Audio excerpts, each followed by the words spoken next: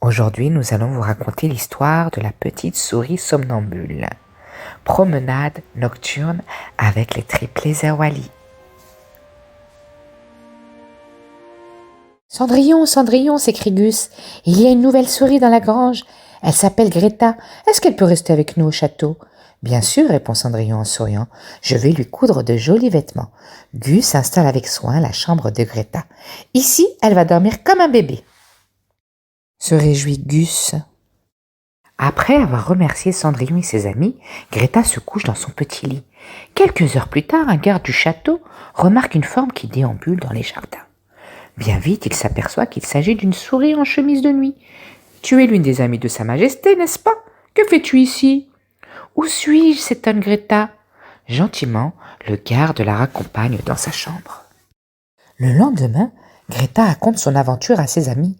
Je dormais paisiblement quand tout à coup je me suis réveillée dans les jardins. Je ne suis pas somnambule pourtant.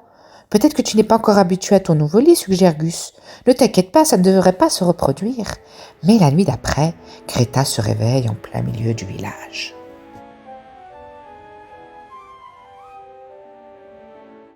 Les jours suivants, Cendrillon et les souris tentent d'aider Greta de 1000 manières. Gus lui sert un verre de lait chaud avant qu'elle se couche. Quant à Cendrillon, elle ferme la petite chambre avec une porte grillagée. Rien n'y fait. Tout en dormant, Greta ouvre la porte, sort du château et se réveille dans les rues du village. Chaque nuit, Greta se promène un peu plus loin. Et un matin à l'aube, elle se réveille dans un endroit qu'elle n'a pas encore exploré. Tout près d'une boutique, elle sent alors un délicieux parfum. « Un marchand de fromage !» s'exclame-t-elle, le museau frémissant. Mais cette odeur, quelle merveille!